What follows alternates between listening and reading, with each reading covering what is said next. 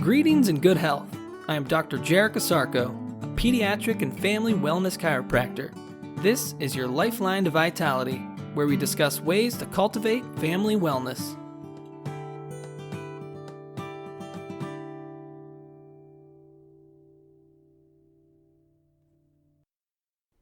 Good day and great health. Welcome back to another edition of your Lifeline to Vitality.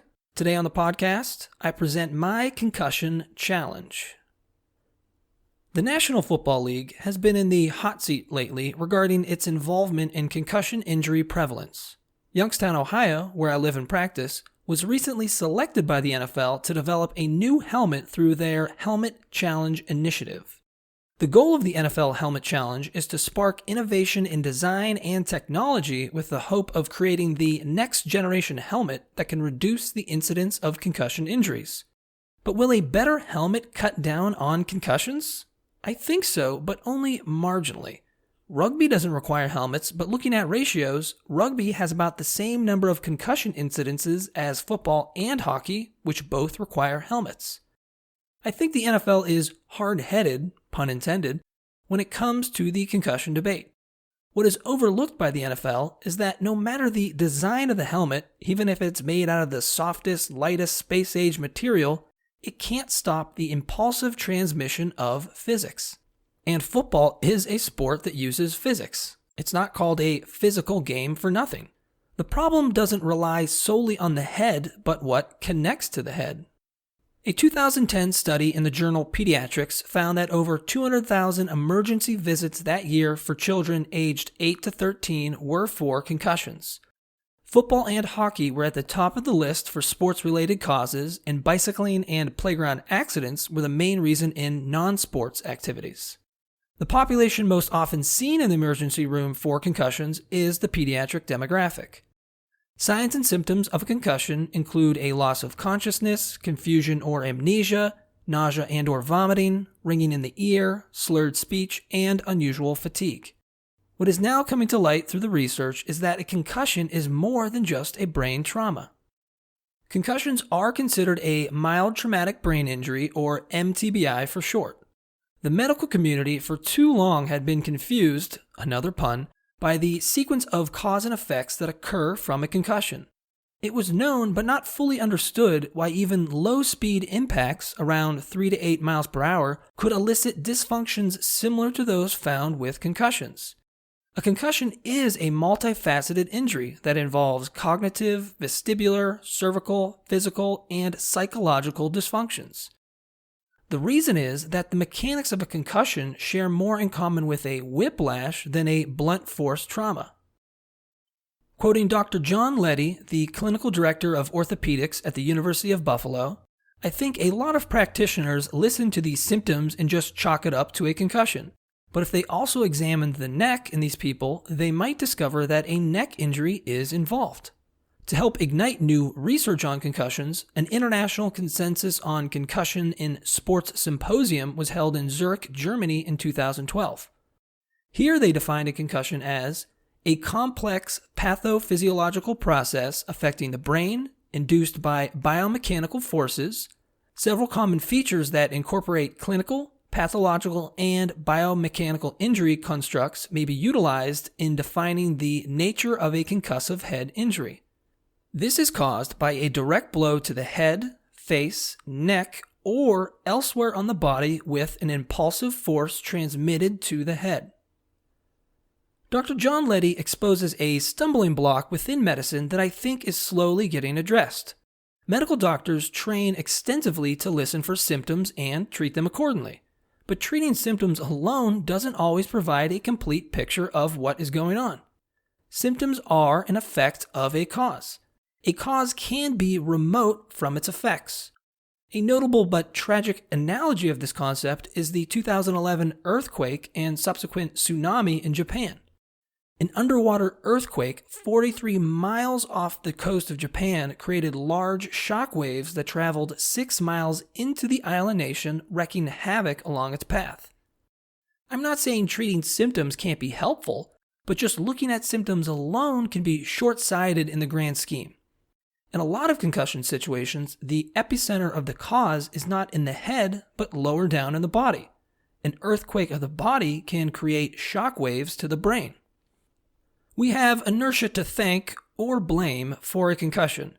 Inertia is the tendency of an object at rest to remain at rest and/or is the tendency of an object in motion to remain in motion. Whether in motion or at rest, different parts of the body have different inertias. The inertia of the head acts differently than the inertia of the trunk. The difference in inertia is mainly due to the differences in mass. The trunk makes up around 50% of our body mass, while the head makes up around 7%. What attaches these two separate masses is the neck. The muscles, ligaments, and cervical bones of the neck are bridge-like in design. The neck spans the divide between the head and the trunk and helps balance out the differences in inertia. But like a bridge, it has limits. The clashing of different inertial properties creates stress. For example, if just the torso is suddenly moved, the head will stay at rest because it has a different inertia. This in turn puts a lot of stress on the neck to absorb the change in motion. The majority of stress is put on the upper cervical spine since this area is the greatest influence on the head. The upper cervical neck has limits in its ability to absorb the change in inertia. If the trunk moves too quickly for the neck to absorb the change, trauma can happen to the neck. This trauma can result in a vertebral subluxation. A vertebral subluxation creates a weakness in the bridge of the neck. An uncorrected subluxation will only lead to a higher chance of injury in the future, both in the spine and to the head. Within the head itself, there are different inertias as well. Of that 7% head mass, only 2% is brain tissue. The brain is suspended inside the skull mostly by cerebral spinal fluid and connective tissue. This provides a cushion in space between the hard bony skull and the soft, squishy brain. But this cushion has limits. A sudden change in motion of the head puts stress on the connective tissue and cerebral spinal fluid to suspend and protect the brain. If the change in motion is too great for the neck to absorb the shock wave, the brain can literally smack against the skull, causing trauma and injury to the brain. Speed alone does not cause a concussion. For example, in a 24-hour period, the Earth spins on its axis at roughly 1,000 miles per hour. This means that all of us on planet Earth are also traveling at 1,000 miles per hour. How are we not aware of this cosmic speed? Because we are relative to it. Similar to how we can fly on an airplane at 500 miles per hour and feel free to roam about the cabin with no problem. It is not speed alone that can cause a concussion, but how quickly the change in speed occurs. If you have ever been on an airplane, you have probably felt your stomach jump up into your chest during turbulence or when taking off or landing. The quick change in speed is called acceleration-deceleration. This is how and why a concussion can occur at even 3 miles per hour. If there is a gradual increase in speed from 0 to 3 miles per hour, the body has the ability to adapt to the change in speed. But if the change from 0 to 3 miles per hour happens very quickly, the chance of sustaining an injury increases. At its core, football and other contact sports have a high incidence of concussions because they are sports that involve acceleration-deceleration mechanics. Football is a sport of opposing physics.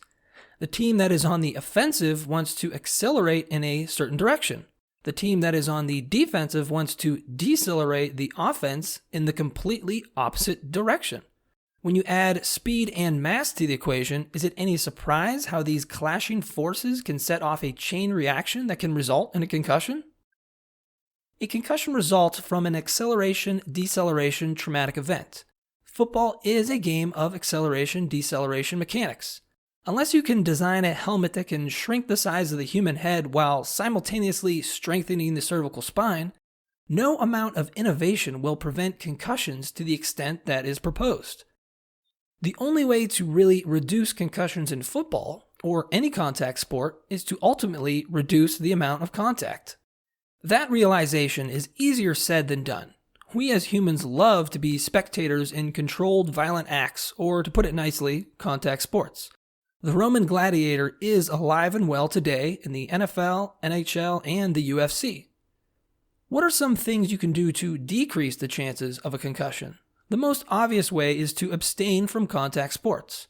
Any contact sport could be boiled down to the definition of attempting to change an object's speed and/or direction.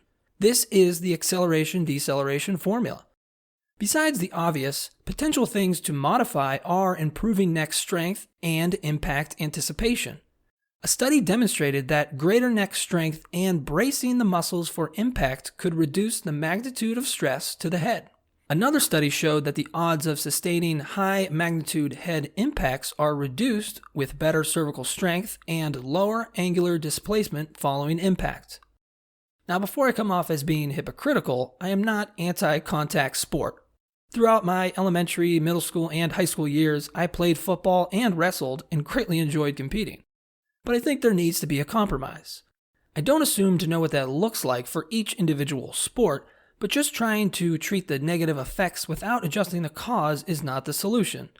In my opinion, trying to redesign the helmet solely is an example of treating the effects of a much larger cause. Overall, if you want to make the game safer, you need to make it smarter and the athletes healthier.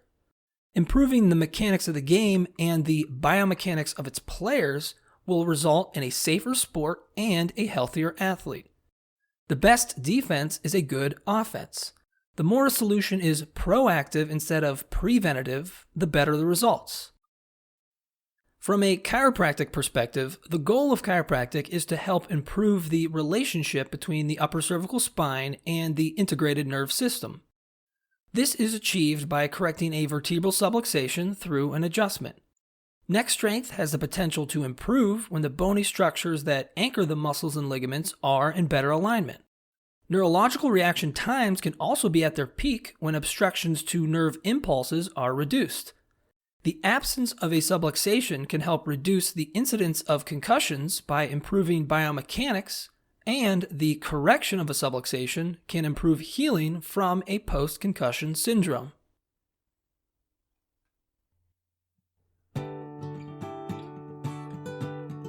Thank you for listening. For even more information on how chiropractic can benefit you and your family, please check out my website, ohiospecific.com. That's ohiospecific.com. Until next time, remember to keep your head cool, feet warm, and your mind busy.